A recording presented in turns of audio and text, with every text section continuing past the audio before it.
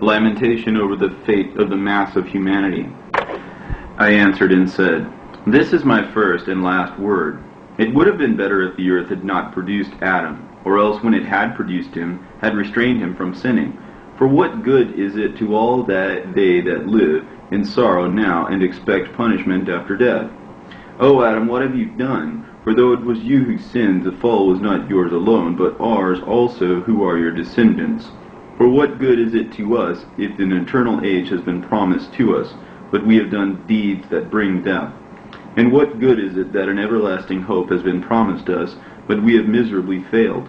Or that safe and healthful habitations have been reserved for us, but we have lived wickedly? Or that the glory of the Most High will defend those that have led a pure life, but we have walked in the most wicked ways? Or that a paradise shall be revealed whose fruit remains unspoiled, in which are abundance and healing, but we shall not enter it, because we have lived in unseemly places?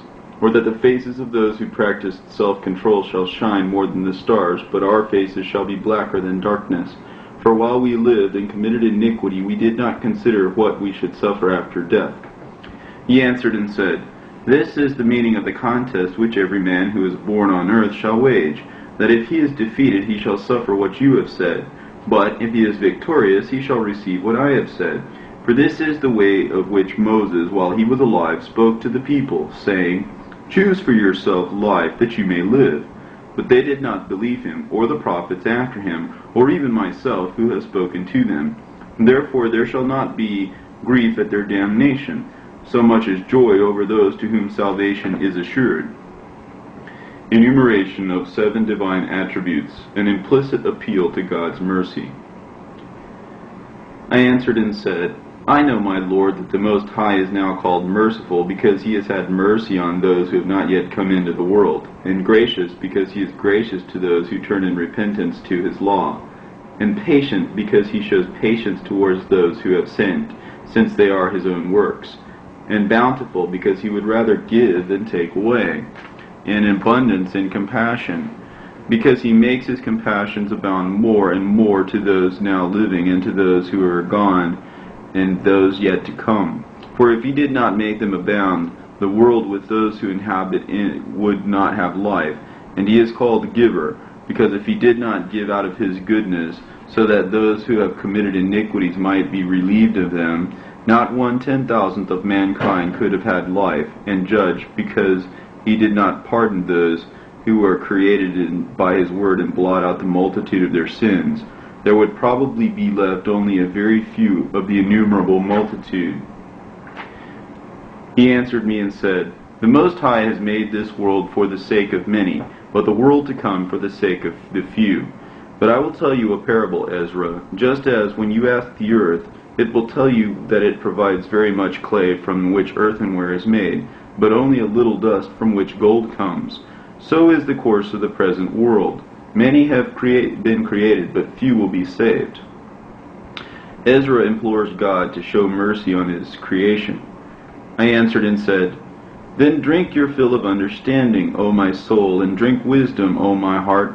For not of your own will did you come into the world, but and against your will you depart. For you have been given only a short time to live. O Lord, who art over us, grant to your servant that we may pray before you, and give us seed for our heart and cultivation of our understanding, so that fruit may be produced, by which every mortal who bears the likeness of a human being may be able to live. For you alone exist, and we are of your hands, as you have declared. And because you give life to the body which is now fashioned in the womb, and furnish it with members, what you have created is preserved in fire and water. And for 9 months the womb that you have fashioned bears your creation which has been created in it. But that which keeps and which is kept shall both be kept by your keeping. And when the womb gives up again what has been created in it, you have commanded that from the members themselves, that is, from the breasts, milk should be supplied, which is the fruit of the breasts, so that what has been fashioned may nourish for a time, and afterward you will guide them in your mercy. You have brought him up in your righteousness and instructed him in your law, and reproved him in your wisdom.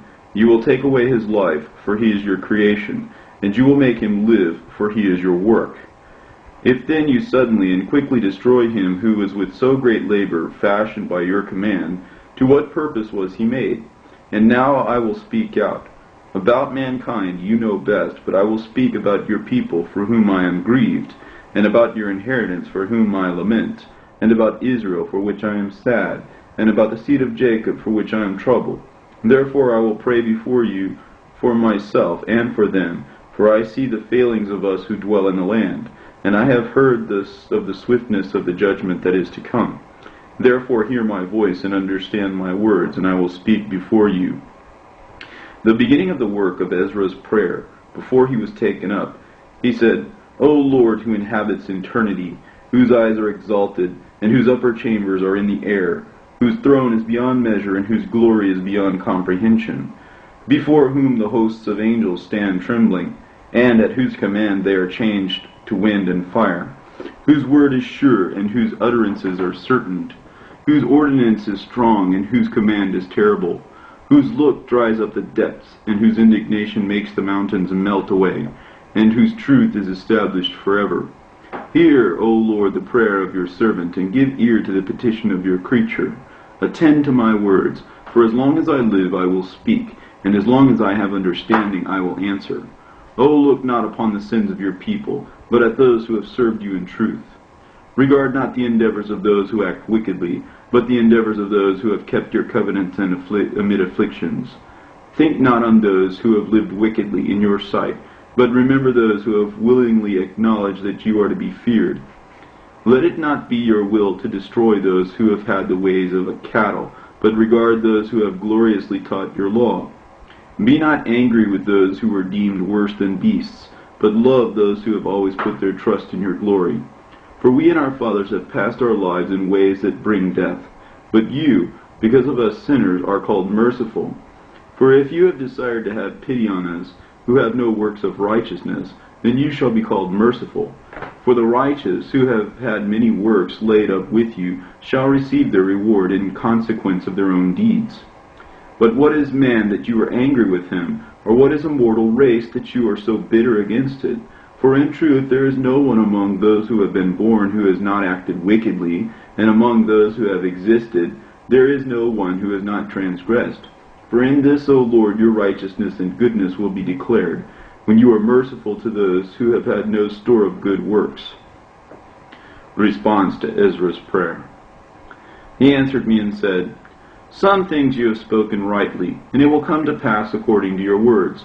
For indeed I will not concern myself about the fashioning of those who have sinned, or about their death, their judgment, or their damnation, but I will rejoice over the creation of the righteous, over their pilgrimage also, and their salvation, and their receiving their reward. As you have spoken, therefore so shall it be. Humankind is compared with seeds and plants. For just as the farmer sows many seeds upon the ground, and plants a multitude of seedlings, and yet not all have been sown will come up in due season, and not all that were planted will take root, so all those who have been sown in the world will not be saved. I answered and said, If I have found favor before you, let me speak. For if the farmer's seed does not come up, because it has not received your rain in due season, or if it has been ruined by too much rain, it perishes. But man, who has been formed by your hands and is called your own image, because he is made like you, and for whose sake you have formed all things, have you also made him like the farmer's seed? No, O Lord, who are over us, but spare your people and mercy on your inheritance, for you have mercy on your own creation. The final divine answer. He answered me and said, Things that are present are for those who live now, and things that are future are for those who will live hereafter. For you come far short of being able to love my creation more than I love it, but you have often compared yourself to the unrighteous. Never do so. But even in this respect you shall be praiseworthy before the Most High, because you humble yourself as it is becoming for you, and have not deemed yourself to be among the righteous in order to receive the greatest glory. For many miseries will affect those who inhabit the world in the last times, because they have walked in great pride. But think of your own case, and inquire concerning the glory of those who are like yourself, because it is for you that paradise is opened. The tree of life is planted, The age to come is prepared. Plenty is provided. A city is built. Rest is appointed. Goodness is established, and wisdom perfected beforehand.